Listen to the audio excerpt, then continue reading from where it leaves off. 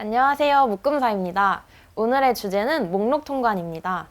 요즘에 인터넷을 통해서 해외 직구 하시는 분들 많으시죠?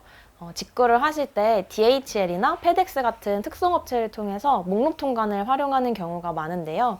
특송업체가 송수화인의 이름, 전화번호, 주소 등이 기재된 통관 목록을 세관에 제출하면 통관이 가능한 제도입니다. 수입 신고가 생략되고 관세와 부가세도 납부하지 않아도 되기 때문에 저렴하고 간편하게 해외 물품을 구매할 수 있다는 장점이 있는데요.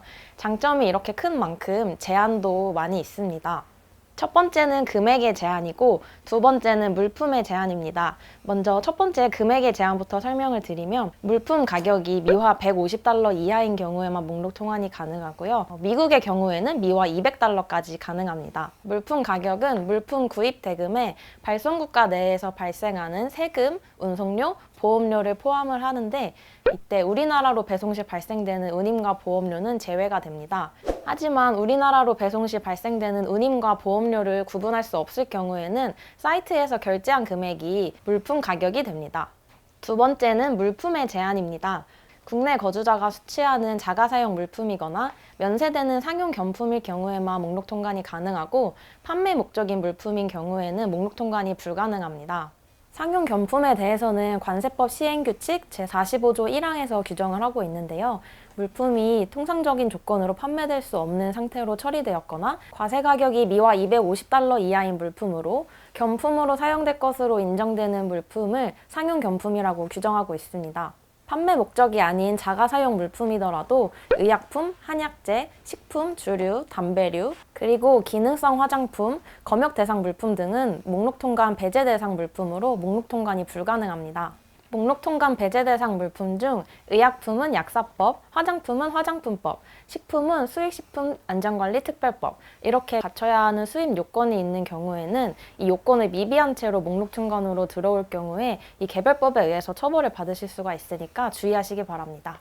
그 밖에 물품 가격이 미화 150달러 초과, 미국인 경우에는 200달러 초과, 그리고 2000달러 이하인 경우에는 목록 통관은 불가능하지만 간소한 방법으로 간이 신고가 가능하고 물품 가격이 미화 2000달러를 초과하는 경우에는 일반 수입 신고를 하셔야 합니다. 목록 통관은 자가사용 물품이거나 상용 경품인 경우에 가능하다고 말씀을 드렸는데요.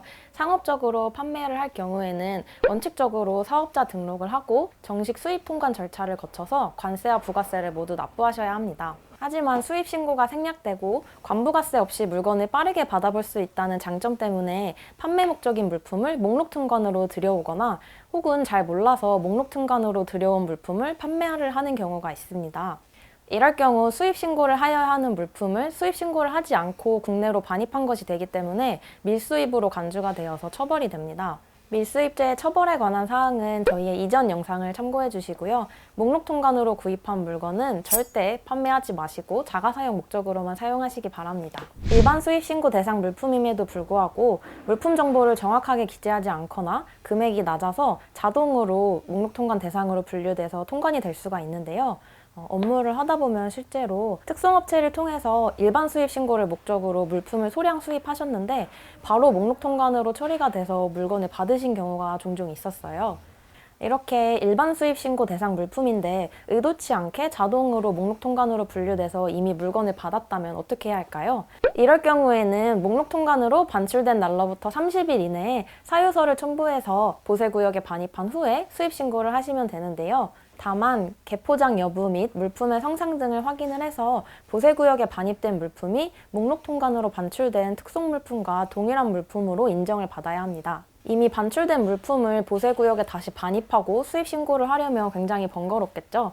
이렇게 일반 수입 신고 대상 물품이 목록 통관으로 반출되는 불상사를 막기 위해서는 물품의 정보를 정확하고 상세하게 기재하셔야 합니다.